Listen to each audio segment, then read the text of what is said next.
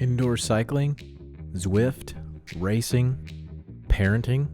We cover those and all of our hopes and dreams in between. Welcome to the Talk Dirty to Me podcast, an entertaining look into the lives of everyday people trying to achieve virtual cycling glory from our basements and garages from around the world.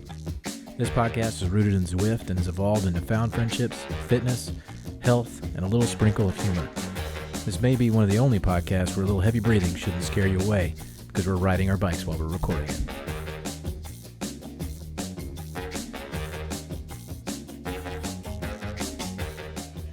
Welcome back, everybody. We are graced with the presence of somebody who we feel is important to the dirt community, to the cycling community, to the esports community.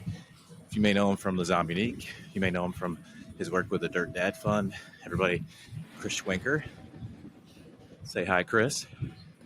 Good morning. Morning, Chris. It's really morning.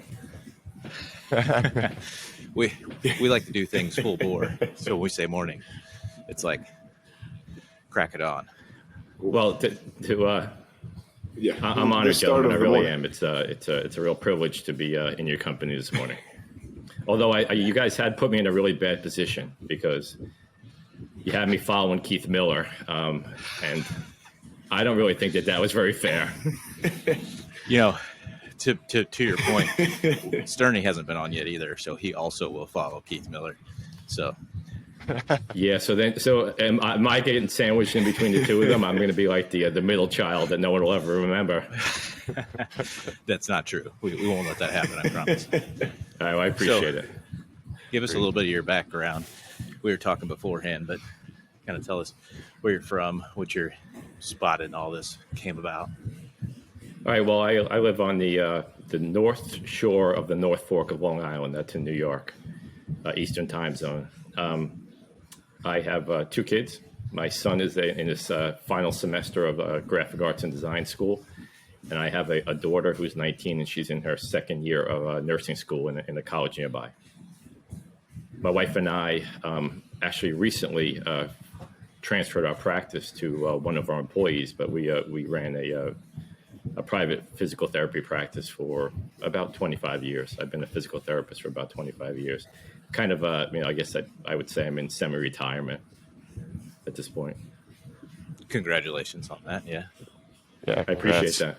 Yeah, it's kind of congrats. like that's one of the reasons why I've kind of started these things, the Dirt Dad Fund and the Communique just as a way to kind of transition into something that I'm passionate about that I could do during that period of time to keep myself busy and also kind of give back to the community that I'm just, obviously very immersed in, and I care a lot about the guys in general and the gals for that matter.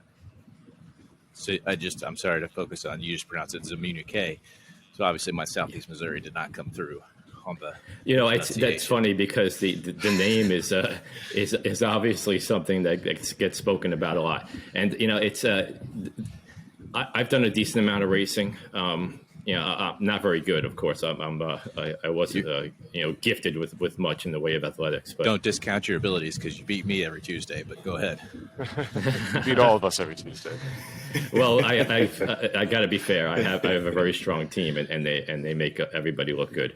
But no, when you go to a race, like I've done a lot of stage racing. Like that was my thing. Like I did a lot of the hilly Northeast stage races. Like I did the Green Mountain stage races, the Killington stage race.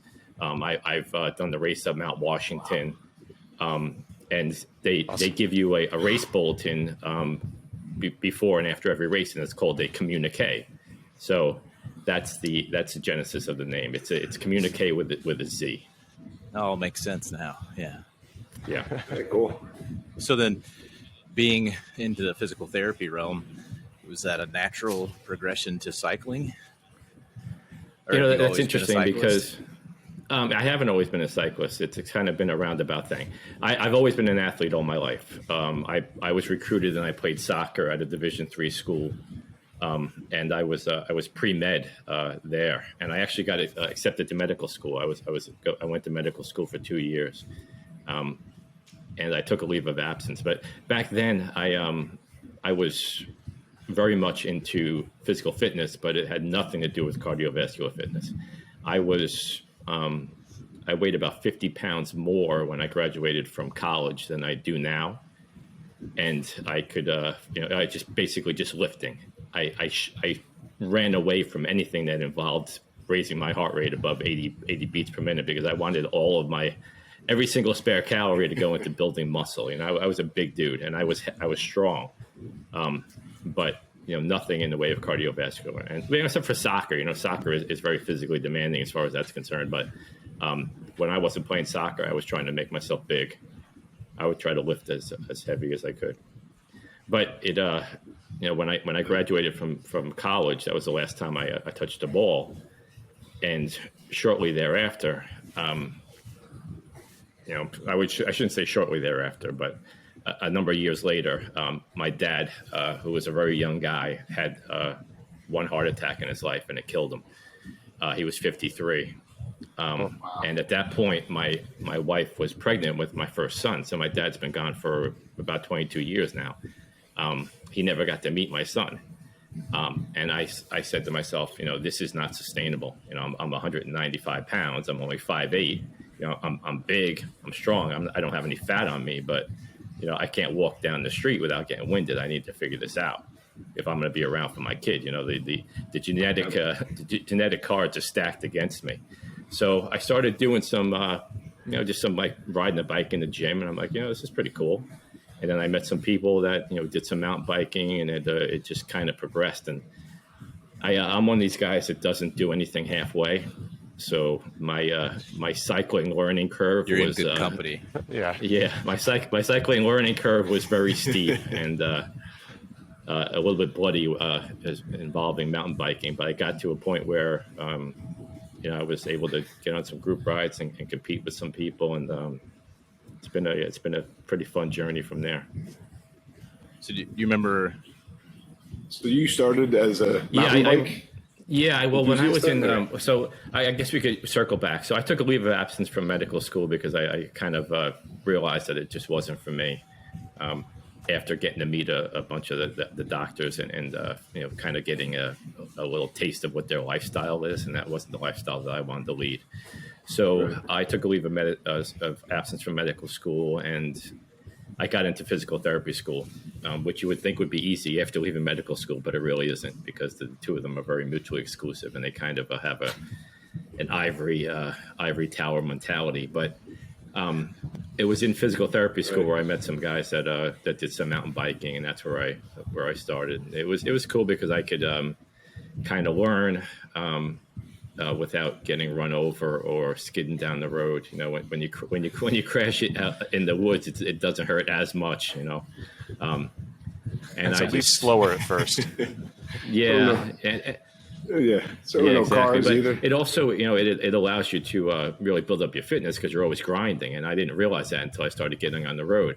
Yep. But to be 100% honest, my first couple of road rides, I was like, this is it for me. This is my thing. It was so exhilarating. You cover so much ground. You're going fast. You know what I mean? It's just you're working with other people. And back then, I was only like, I had one other guy that would ride with them. Like, you and I can ride so much faster than just me alone.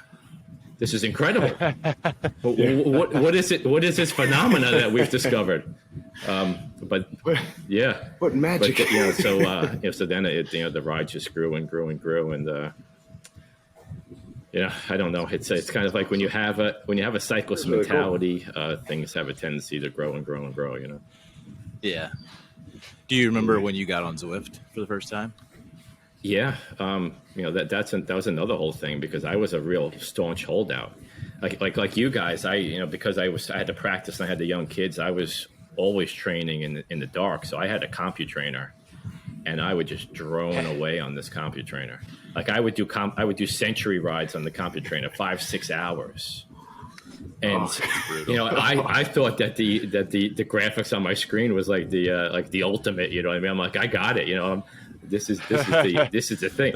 I don't need to go anywhere else. I don't need anybody else. What do I? But my friends were telling me, Chris, you probably would really like the Zwift thing. You're already indoors all the time. And by then my body had already begun to transform itself. So I went from 192. I've raced in the high 120s. So there wasn't a lot of, there wasn't. Yeah. So that's another part of the cyclist mentality, but, there wasn't a lot of me to keep me warm, if you know what I mean. So the riding outside and the Northeast, it gets pretty harsh here. But I was so driven to race and compete that I would go out and train in the worst weather. But some of the times they got dangerous. There were some rides where I'm just like surprised I even made it back. But I kind of like used up all those days. So I started to start riding indoors more. And it's dangerous riding in the dark outside when it's 25 degrees. Sure. So that's when I started riding the CompuTrainer a lot indoors. And then I transitioned over to Zwift, and my wife said, "Chris, this is silly," and she bought me a kicker. And then I was like, well, if I got a kicker, I have to get on Zwift. So that was in 2017. Okay. And then, just like a lot of the guys, I'm riding early in the morning, and I'm seeing all the same guys, and they're all so I'm seeing Ken, I'm seeing Doug, I'm seeing Sterney, and as competitive as I was, I wouldn't jump into the deep end of racing because I was just like, first of all, I was skeptical because how can all these guys be so much stronger than me? This is crazy. But I had a lot to learn about the racing, but I just was very apprehensive. But eventually I did, and then I was around those same guys again, and then I started getting into I think one of the first real serious races I got into was with the Morning Grind Fondo series. So that was a long time ago. And it was, I think we finished at the top of Box Hill, and it was just crazy. But I was able to compete, and it was, I was hooked from there. I think I've done over 600 races now, or something like that. Awesome. So it's nuts. But it's weird that I was gonna say it's weird that like all the guys that when we think of like the core group that started all of this, you guys are still so active in everything. Like we race you every Tuesday. You whip us every time. But like Ken is on my team, and it's like, right. It's just amazing to be able to kind of talk about all of it with multiple. Yeah, it's views. funny, when Dirt has, to the credit of the founders, I mentioned Sterney, Ken and Doug, they created a culture, and it wasn't by coincidence. You know what I mean? These guys, it was well thought out, and they're three like a really smart. Smart in a lot of ways, intelligent, really, not only, numbers or analytically, but just, societally and culturally and personality wise, they really started something that people could feel a part of. And, the team has obviously grown tremendously because of that. And a lot of guys have come and go, but the core group that is true to the values of Dirt has remained. And I think one of those is that, the guys are so much into racing and they're successful. And a lot of the leaders are really good. Sterney is really good at Zwift racing. And he's super strong, and he has a lot of the attributes that make somebody a really good racer on Zwift.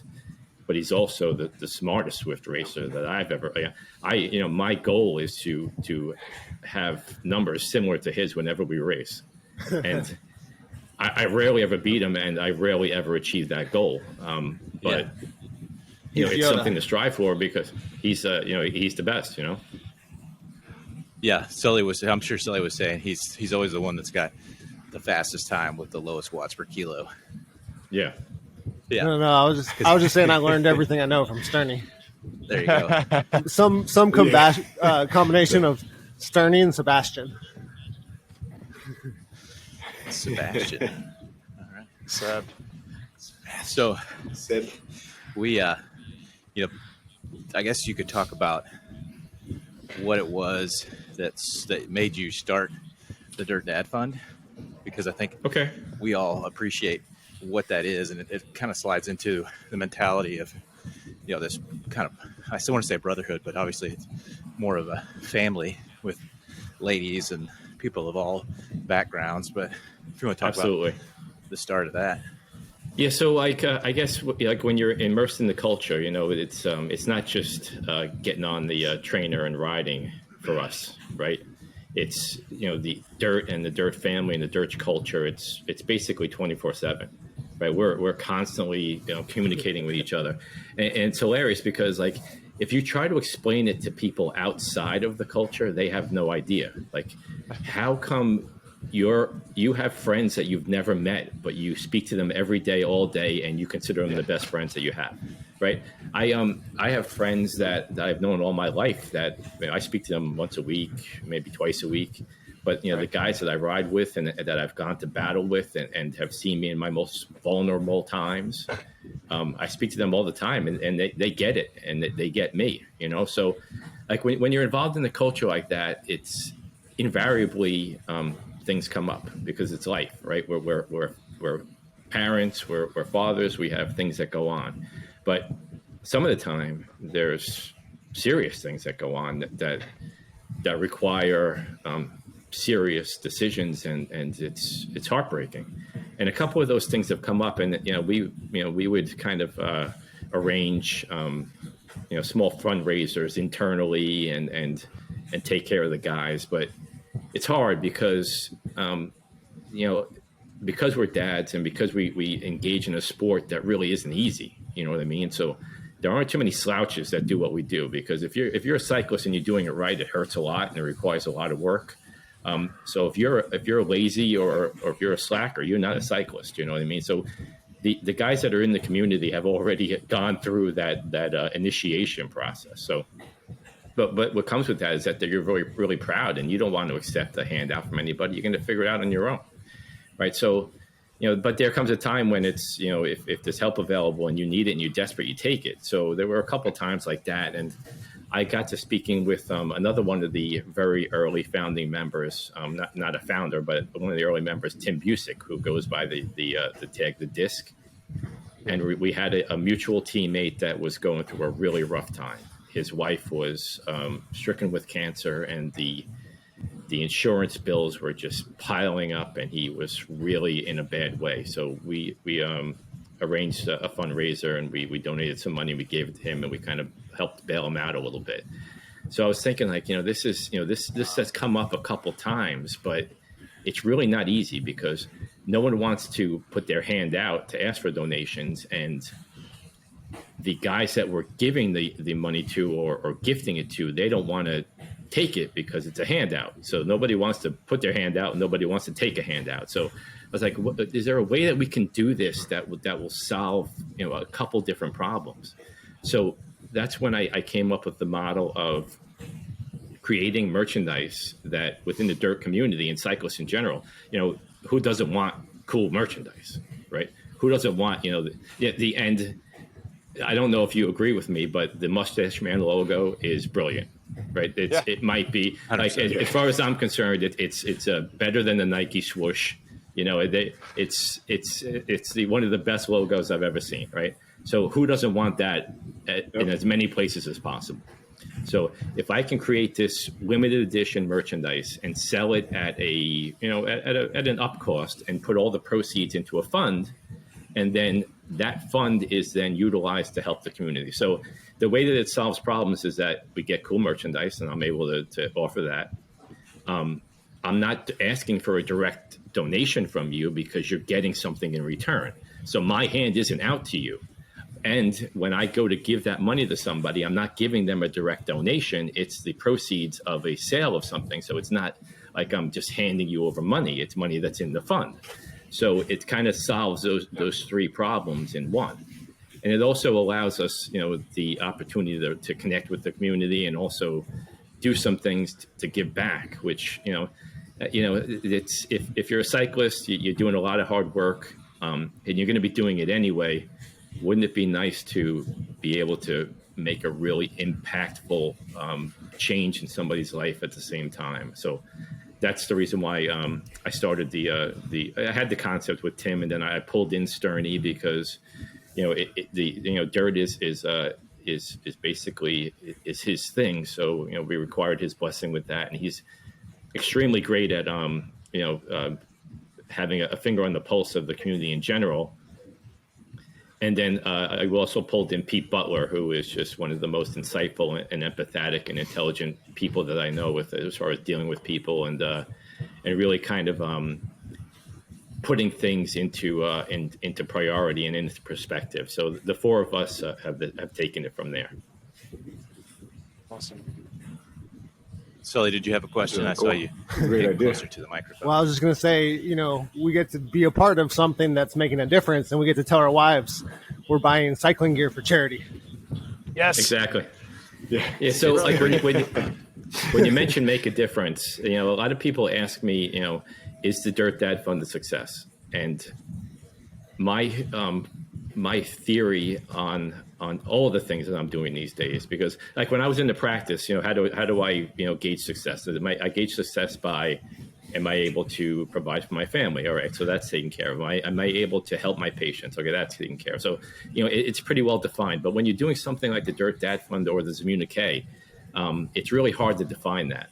And when you're doing something that's different from what you've been trained to do or what you devoted your life to, it's also puts you in a kind of a unique position, because you don't have that supreme confidence that you do in the things that you do all day, and it's what you provide for your family. So after a little bit of back and forth, I finally said to myself that if I can inspire or help one person with one of my articles or with one of the things that I do, then all of it's a success. So it sets a very low bar. And it also allows me to kind of, devote my energy to other places besides making things successful. So, like, to give you an indication, that the Dirt Dad Fund has been in existence for a little bit over a year. And during that period of time, I was able to get us designated as a 501c3 charity with IRS and to set all that up. But the main thing that we did is that we were able to donate over $5,000 to members of the community to change their lives. Wow. All right, so that's the way that I gauge success. And when I first proposed the idea to the guys, I was like, maybe we'll be able to take in $3,000 in a year, and I'll be able to give away some of it, But the community is so supportive and it's so overwhelmingly generous that we were able to give away that much money. I shouldn't say give away. We were able to make a difference in people's lives utilizing those resources. And that, it spans the realm. Like some of the stuff we did was in celebration of major milestones. Some of the, and in other cases, it was just to brighten people's day. Like if I hear that one of our members is going through a rough time, or if they've had a death in the family, I'll find out where they live and I'll send an edible arrangement to their home. Or I've even utilized Drizzly to send some booze to people that I thought would appreciate it. But then other things like really impactful stuff, like we've given away awards in the amount of $1,000 to members whose spouses are going through chemo. One of them had to go down to Mexico and they had no insurance, so we used the money to supplement some of the treatment down in Mexico for his wife and stuff like that. So it's really been a really rewarding and fulfilling ride. It really has. Hey Chris, and I don't want it to stop.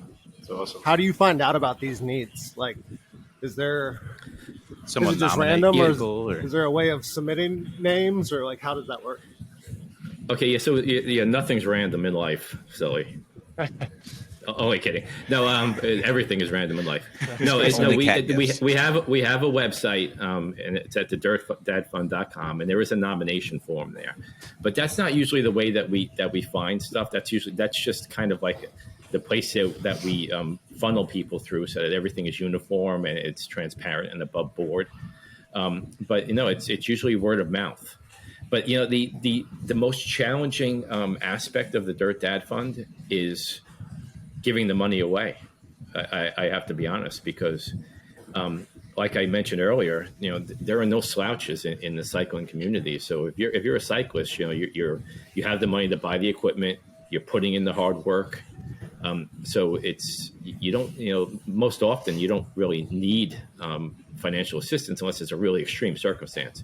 So we've kind of had to broaden our definition of who receives a assistance from the Dirt Dad Fund, and it's gone from not only financial hardship but to brighten people's day, and also to be a reward in some respect. So it's usually word of mouth. If one of us hears something or they direct something that's unique or somebody who has a need to us. But the nomination form on the website is where we kind of like make it official. And that's also where you can find the products as well. Absolutely. Plug that. What you're talking about as far as like keeping your goals small, as far as if I can help one person, that's worth it. I think that's such a great mentality to have, because, and I know Sully has talked about this in his professional life. We've all watched it, but generosity and furthering generosity, because I mean, that one person that you help may help 5 other people, and that builds on paying it forward. Yeah, absolutely. I know that's, I think, especially in a group as large as ours, doing that, it just promotes such a positive mentality to everything that happens.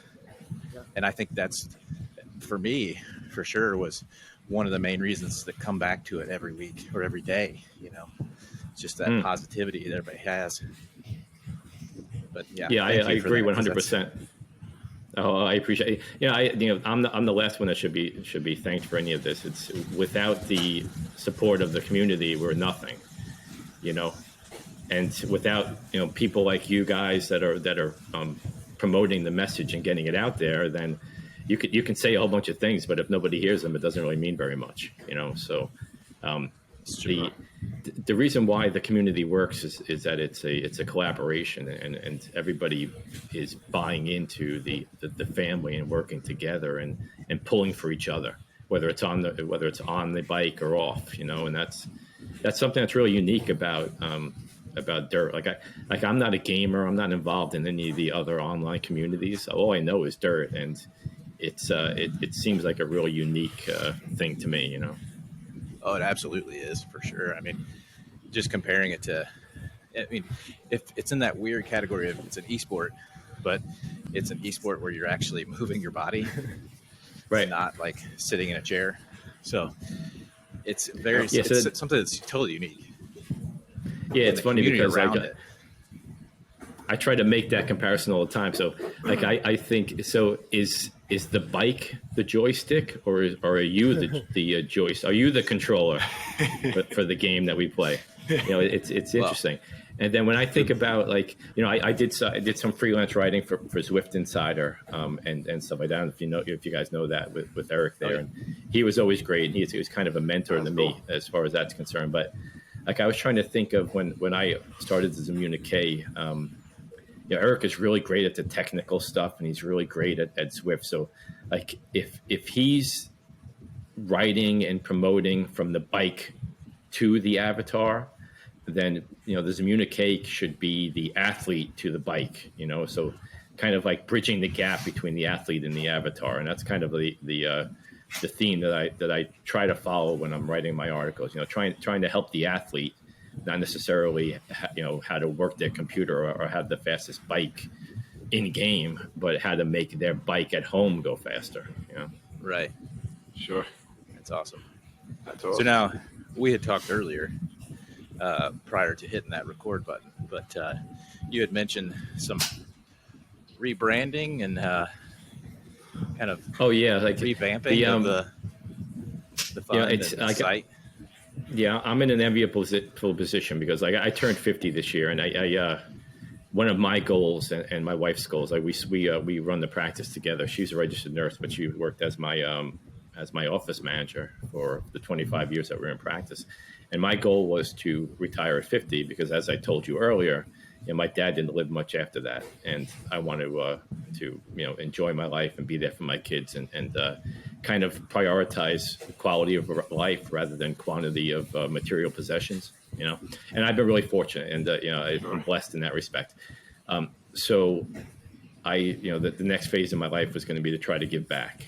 So we started the Dirt Dad Fund, and I got the idea to initiate this communique. But that meant creating a website and then doing all the stuff. And, like I put a lot of work into the communique and writing the articles and doing it well, but I couldn't have done it without my son. My son is he's a graphic arts and design student, and I had this idea, like, his name is Connor. I was like, Connor, wouldn't this be great if we could kind of like work the two together?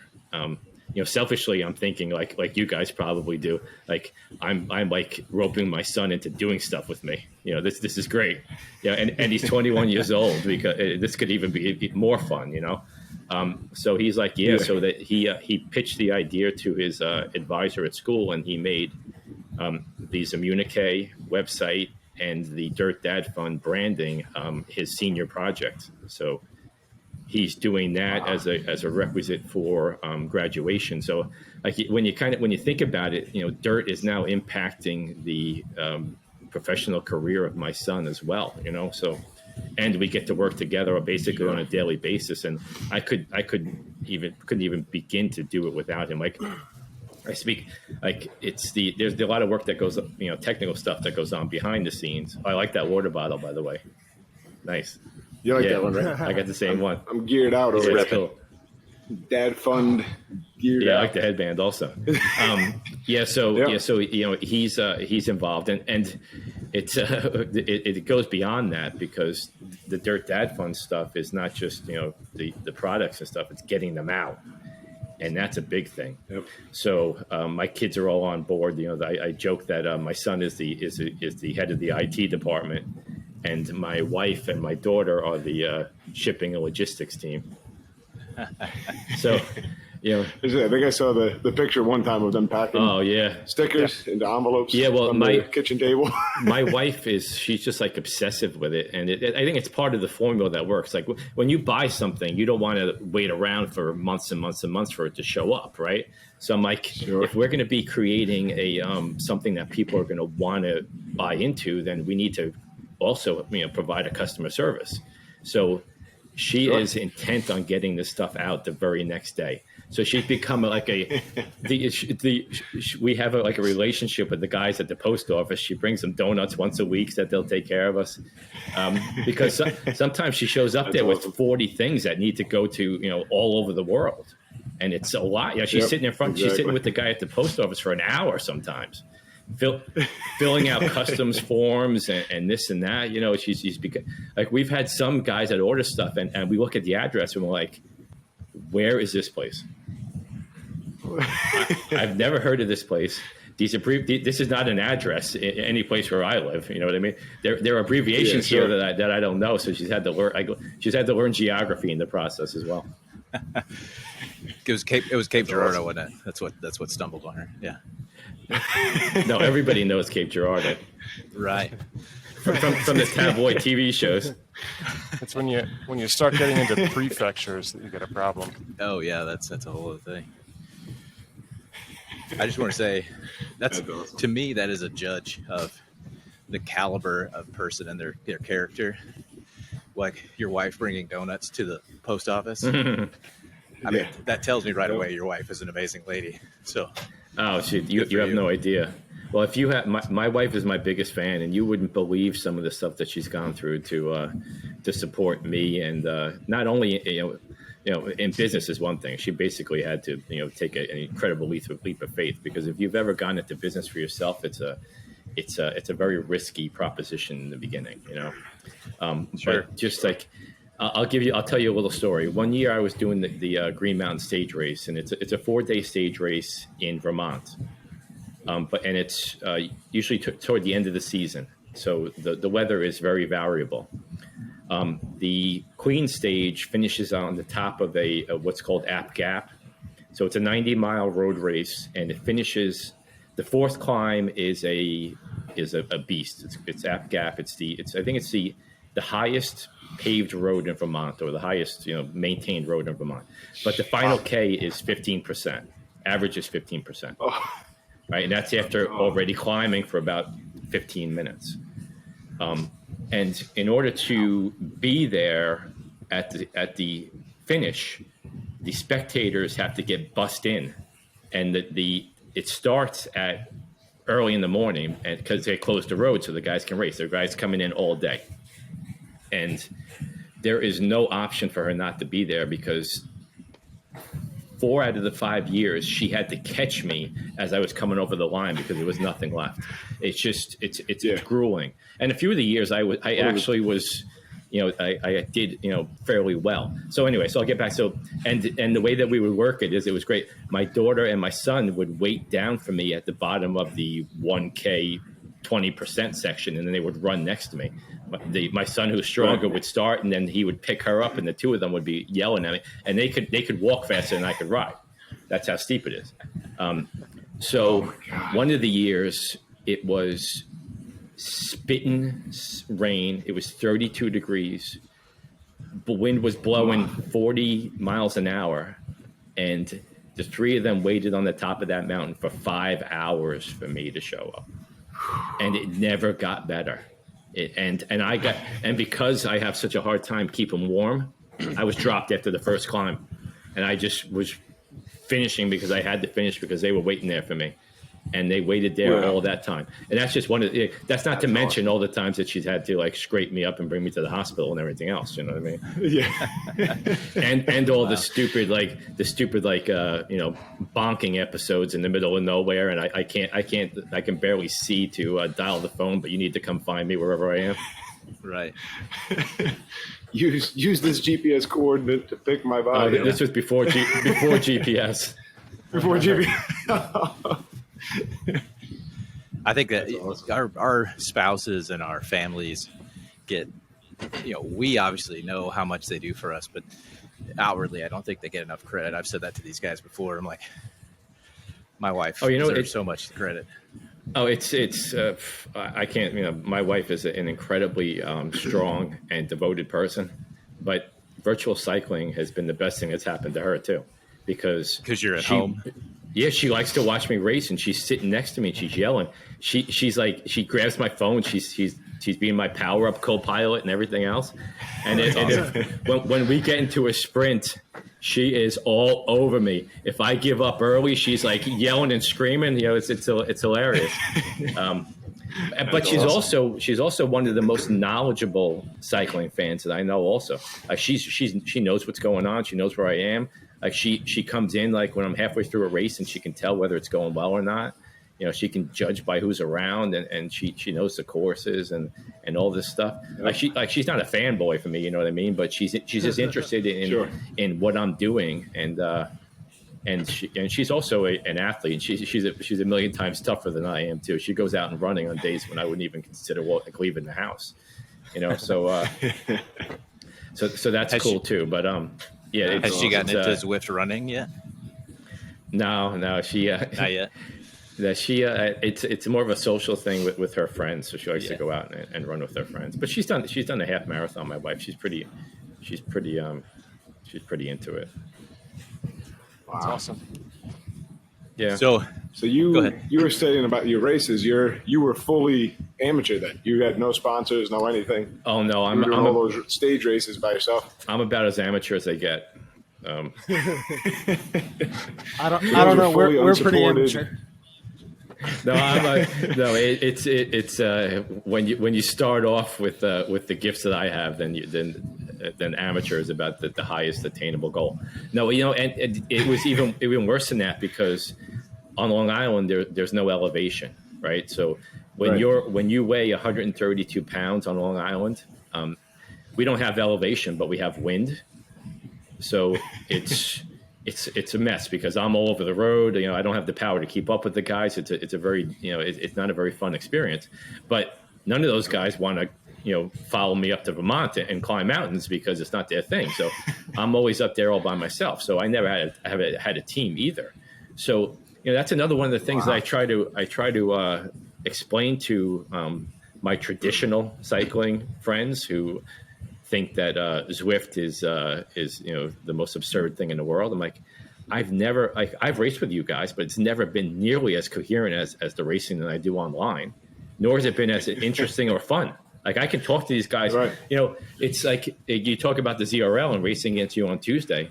Like when you have a team like I have, and we're all together in the final group, and we're thinking about what moves we're gonna make to win the race, and we have a guy like Sterney sitting back there with his matchbox dry, getting ready to unleash. You know what I mean? Like you can't do that when you're riding down the road in a stage race. You know what I mean? It's not like you can like discuss, like we're discussing what our heart rates are and what we're going to do at this point so that our heart rate's low enough so we have enough to do this and that. You know, it's a very unique thing. And if you don't open up your mind to experience it, then you'll never know, and you're missing out on a lot. You know? Yeah, sure, absolutely. That's awesome. So with the site, you do a lot of articles, I would say, spanning the scope of a lot of different topics. Is there one topic that you like to write about specifically, whether that's like a feature on an athlete or like the research into it? Yeah, you know, that's funny because, you know, one of the ways that I also gauge success in things like this is making, you know, relationships and being able to get to know other people, like you guys, for instance, right? I never really had met you prior to today, and it's obvious that you're all great guys. So, like, I've gotten to meet some of us. I won't claim me, but no, when you deal with the public all day, you get a pretty good sense of when people are good or not. But anyway, yeah. So I've got to like meet some of the, like, I describe them as the Tom Brady of virtual cycling. Like I could message Lionel Vucicin right now, and he would get back to me, and we would chat, and we would discuss ideas. You know what I mean? And same with James Barnes, who's just ripping up the ZRL. You know, I mean the Premier League races. Like all those guys, you know, that's one part of it. That's the glamorous part of it. But I like writing the articles where I'm speaking to, you know, guys like you and I, and or that have gone through like tremendous struggles in their lives, and they've overcome them, and they've used virtual cycling in order to do that. You know, I describe those people as the extraordinary, ordinary members of our community, and they deserve to be highlighted as well. You know, but, you know, and then the articles that I'm able to do to just help people are also, you know, are also great. Like I did a podcast for Zwift Italy. Like you'd be amazed. The Zwift is very popular in Italy. Tell everyone. But anyway, and it was hilarious because the guy was asking me questions in Italian for his audience, and then translating them, and it was going back and forth. It was great. But one of the questions he asked me is what articles are you most proud of? And I gave it a little bit of thought, and I was like, you know, the article series that I'm most proud of, I didn't even write for my website. I didn't write for Zwift. I wrote for Zwift Insider, and those were the articles on the extreme dieting. And the reason why is because I think that they helped a lot of people. Like my articles were directly instrumental in having several esports rule set changes made that are still in effect today. And I think that those changes have really, you know, made a huge impact on people that have gone through that. And like I'm not ashamed, nor have I hidden the fact that I'm one of them. You know, those articles I wrote because a lot of it I was speaking about myself. You know, I've you know, experienced, you know, extreme. You don't go from 192 to 122 without, you know, having, you know, that, you know, having that in the back of your mind all the time, you know. So I know that the potential exists for athletes, even very, very amateur athletes like me, to go through that. I can just imagine what it's like when there's money on the line, or you know, some degree of fame, prestige, So yeah, so like, you know, articles where you can make an impact in people's lives, whether it just be, you know, something where, you know, it helps them out in some way, or it makes an even more impactful change or effect, or moves the needle in some way. Those are the articles that I like to write. And what kind of like research do you do for your articles? I mean, a lot of it, obviously, you have a medical background, so. Yeah, you know, the majority of a lot of that, but you know, it's funny because when I started this Zwift, the last thing I wanted to do was physical therapy articles, because I was like, I want to get away from that. I want to challenge myself. I want to do something different. I want to, you know, the Zwift has been as much a learning experience for me as it is for the people that read my articles, because I have to do a ton of research to get them out and to make them sound good. And I'm not a writer. I don't, I don't have any formal training in writing, so I've had to teach myself how to write on top of it to make it like sound decent, you know what I mean, and make it sound like I'm not a bumbling idiot, you know what I mean, and also get the message across in a fairly concise manner that people are interested in. They don't just like tune out after the first two lines, Right. Yeah, so there's a lot of research that goes into writing the articles. I usually if I can get one done in somewhere between 3 and 5 hours per article, then I think I'm doing pretty well. Yeah, feeling good. It doesn't always flow out, and a lot of times the concept in my mind isn't always the way it is when I start doing the research and things. So, yeah, I'm at a pace now where my son and I are putting out like 4 or 5 articles a week, but I don't really think that's going to keep up. It's kind of it's not really sustainable, especially when you're doing it as a hobby. You know what I mean? We also have a great team with you. Upshaw and Joy. And yep. All the people you have contributing to the articles are great. Yeah, it's nice that it's nice that you acknowledge them. Yeah. Adam Upshaw is an extremely intelligent guy, and he's obviously very immersed in the virtual cycling and dirt culture. And Joy is she's fabulous, and she gives a tremendous insight into the female athlete in that perspective as well, and she just has a great personality. Yeah, it's funny because it's I don't make any money by doing any of the stuff that I do, so I can't offer them any incentive other than to just have the same philosophy that I have, is that if you can help people by what you do, then it's rewarding. But that's not always an easy sell, just so you know. Yeah, I'm sure. Absolutely. Yeah. It's about giving back to the community that's given to you, right? Well, and I think that's that idea you talked about, Dot, of generosity. Yeah. So it's like something has impacted me, and I want to share it with other people. Which I think that's why we run Eat Dirt, right? Because Team Time Trial impacted us, and we wanted other people to experience it. Yep, Absolutely. that's true. Greg, you got any questions for him? I know you've been sitting there. You're probably just pondering all these great questions. And I apologize. I had something profound. No, I don't have anything profound. I had my Bluetooth headphones died, so I had to switch to headphones in the middle. That's where I was going. I don't know if I have any questions, really. I don't know. I first I first read something from you, Chris, back in right when I was starting Zwift, 2019. I read Zwift Insider all the time, and you published, you posted whatever. What was it? Hold on, I've got it. Dominance includes a ripped torso, which was one of your first pieces, I think, on Zwift Insider. I didn't even publish that on Zwift Insider. That was just circulated around Discord because somebody asked me to set up a core program, and I saw it I saw it first on Zwift Insider. It got on Zwift Insider somehow, and maybe it was after you. Then you published a series of articles about good exercises off the bike, and I don't know. There was a moment later. It was actually on the Never Going Pro podcast where someone referenced that. And I was like, oh, piece of dirt. I didn't even, I had no idea. I don't know.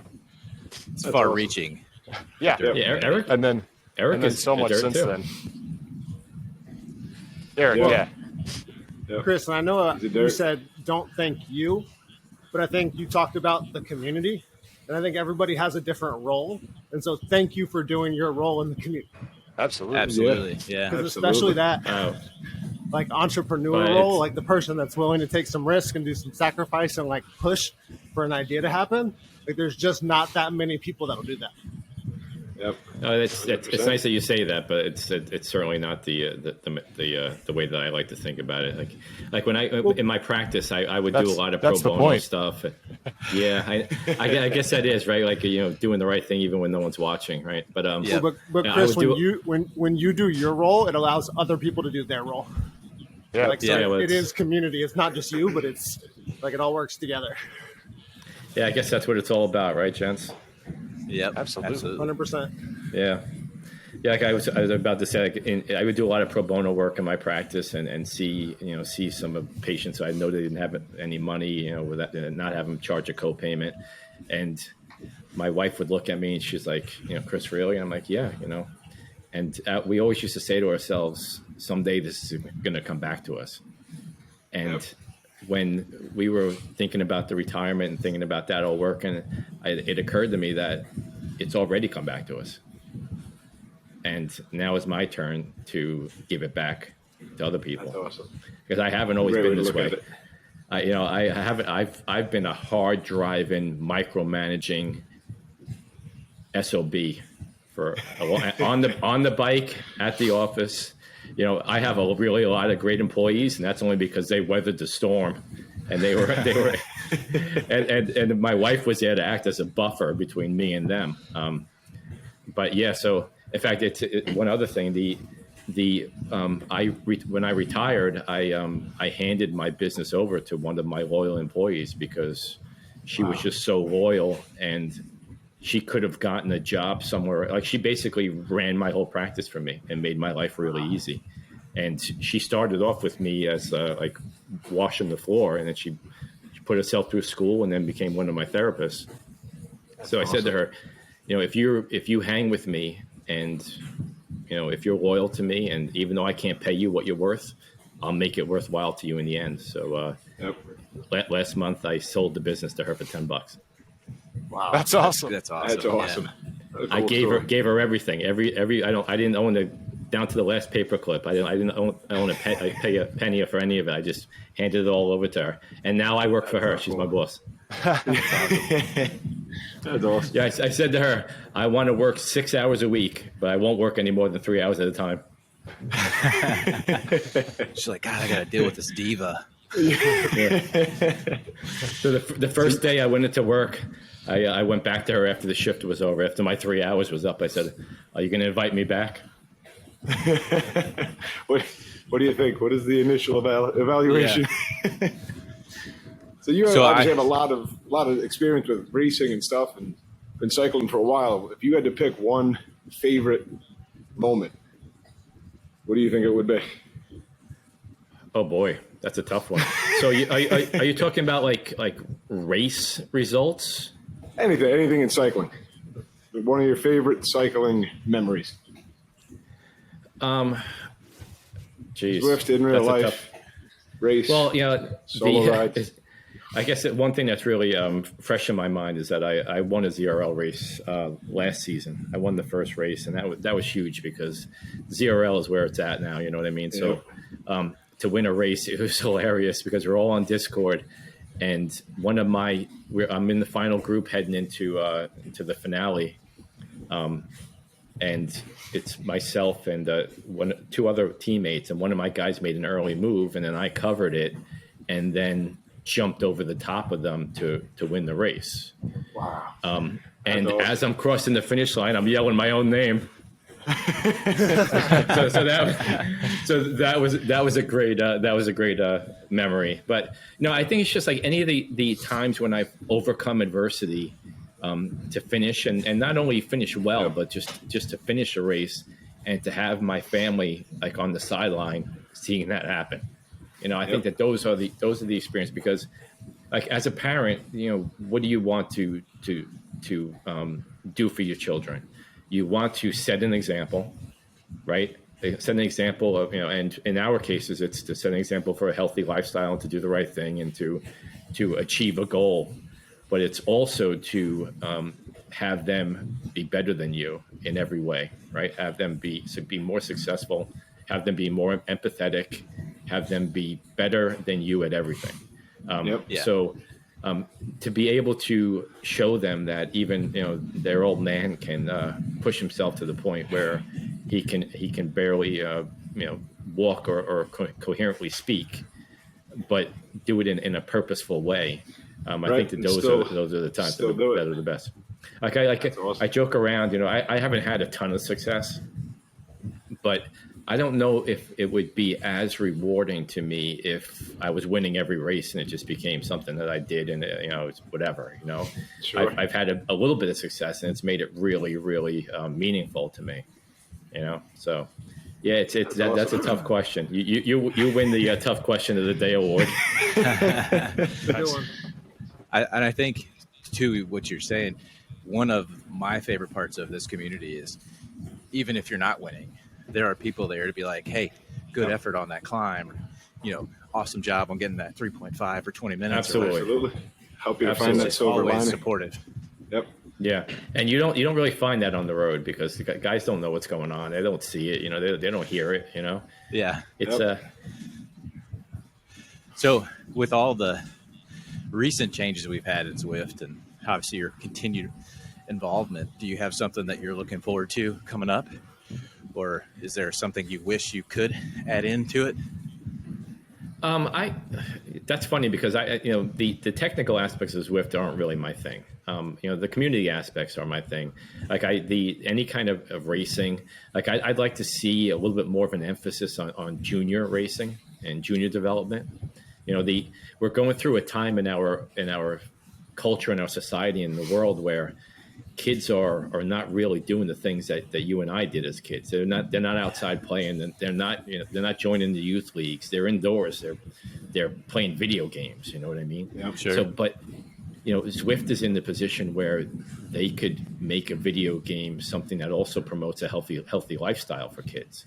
Yep. But recently they passed a rule where kids aren't allowed to compete in the ZRL. So it's kind of like goes against that. So I'd like to see them, initiate a youth development league where it's a ZRL but for kids. ZRL for you. That would be something that I would consider really important. Because it's going to become a public health issue for us if our kids are not getting out and doing things. Yep. Besides, the character that they build by competing and being involved in sports.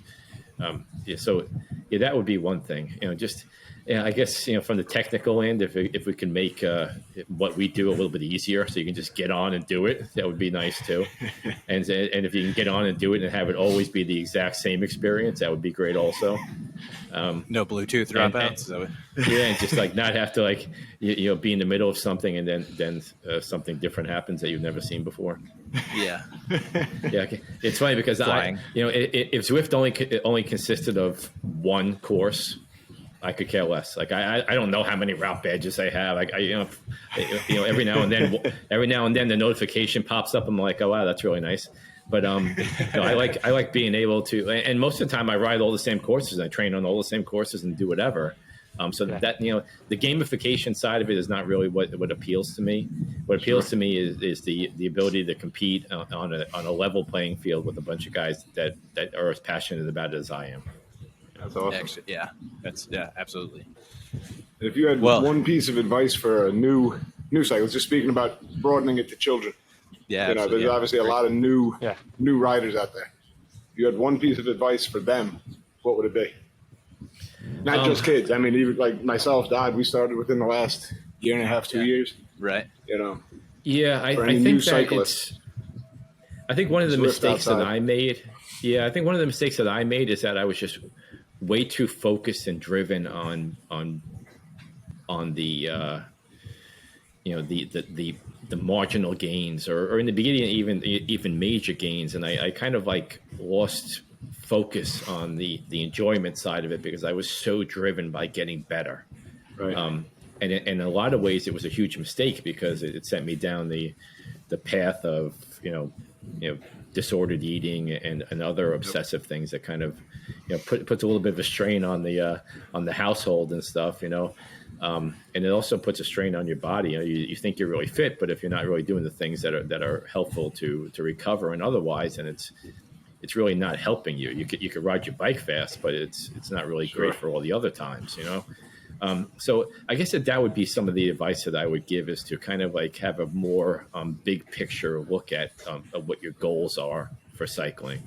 Sure. It's not always all about having a tremendous result. There's also there's a journey that's involved in that as well. And if you don't have a big picture look at it, then it's kind of you have tunnel vision, and all you see is the end result, and you don't get to enjoy what it takes to get there. A lot of people tell that as the why of what you're doing, and everybody needs a why. Yeah, that's cool. That's great. I like it. And if you're on that journey by yourself, you're missing out. Yep. That's true. There's some pretty amazing community.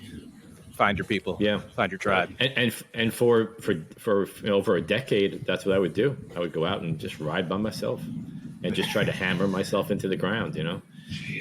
There's nothing much more enjoyable the way we do it. Yeah. I say there's nothing more demoralizing than being out at 4 a.m. by yourself in the dark. Well, I can add I'll add a different perspective to that. So try doing that in 20 degrees. And there was one day when I was at like 90 miles into a solo training ride, and I had to stop to take a nature break, and I took my gloves off. But I didn't realize that my hands were so numb that I couldn't put my gloves back on because I couldn't feel my fingers. And I'm like, this is it? This is it for me. This is how I go. Hands first.